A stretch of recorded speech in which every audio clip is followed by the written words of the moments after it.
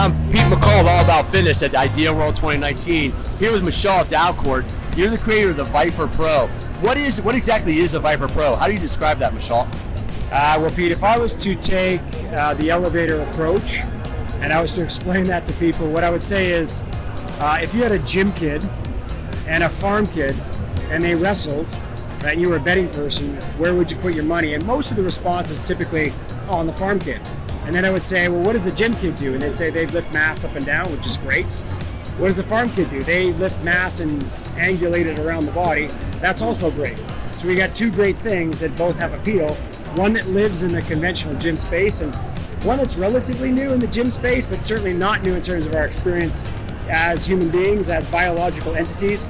That's what ViPR Pro is. It's a mass that allows us to move our bodies, express load in different angulations, and then feed a response and an adaptation that is relevant to that particular environment. And see, that's what I think most people don't realize, Moose. I think, and sorry, that's your nickname for listeners, Moose, Michol. Yeah, go into familiarity there. What I don't think most people realize is that they need to move weight in multiple directions, right? Because people go to the gym for years as pushing a weight forward and back or up and down. Right. But why is moving a weight in different directions? Why is that beneficial?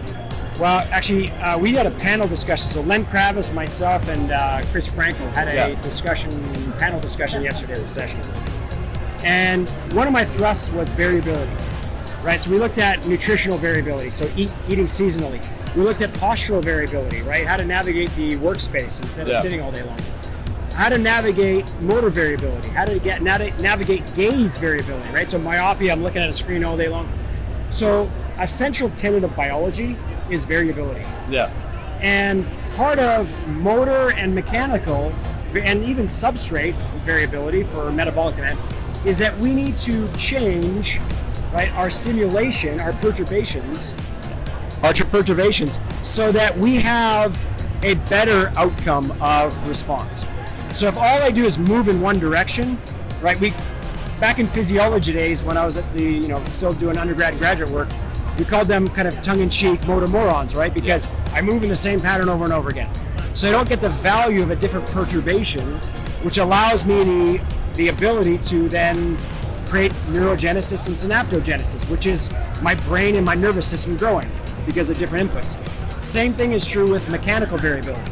If I load the same patterns, tissue remodels along that same pattern, and I don't get a three-dimensional architecture of the body as robustly as, let's say, the farm kid. So we ought to be thinking and considering variable patterns to bulletproof the body, so to speak.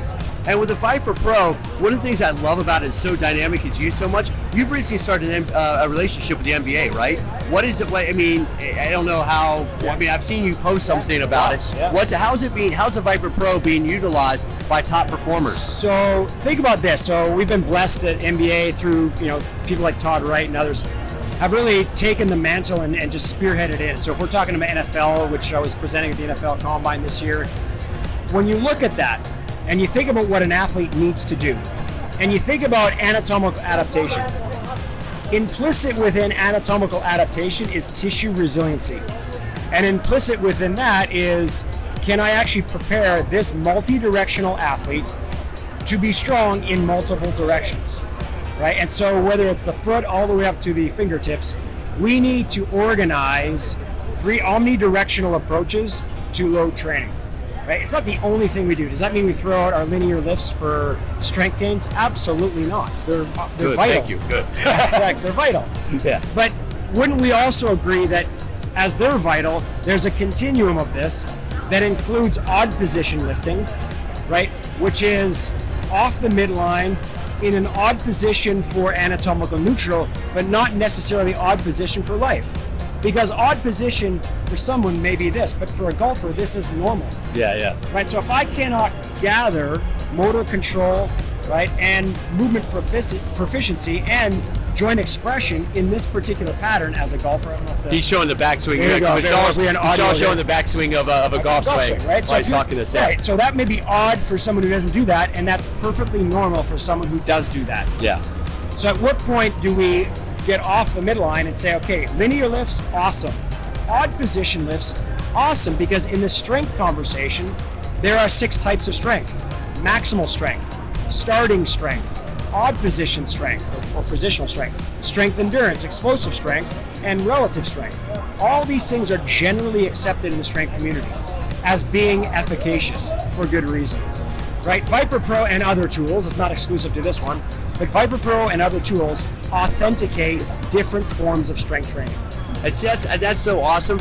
And you are so far ahead of the curve. I mean, you've had this product out now for what, 8, 9 years, for a number of years. I mean, it's been a number of years. You're probably right. It's been almost a decade, I think, when you first showed it to me. It's been almost exactly a decade, I think, when you first showed it to me. And I've been fascinated by the fact that it has a very strong following at certain levels, but it still has yet to grow. And now you do another thing. You do Institute of Motion, and you're doing a whole education component of that, that you're doing both consumers. And I want to have a full conversation with you on that for another podcast at a later date. But where can people get more information about what ViPR Pro is doing and what you're doing through Institute of Motion? In our social media handles, at ViPR Pro, ViPR Pro. And then if you go to ViPR.com, so ViPR.com, you can see a lot of exercises. We're going to post more information up there. We're working with different subject matter experts to elevate the thinking around how and why this may be used.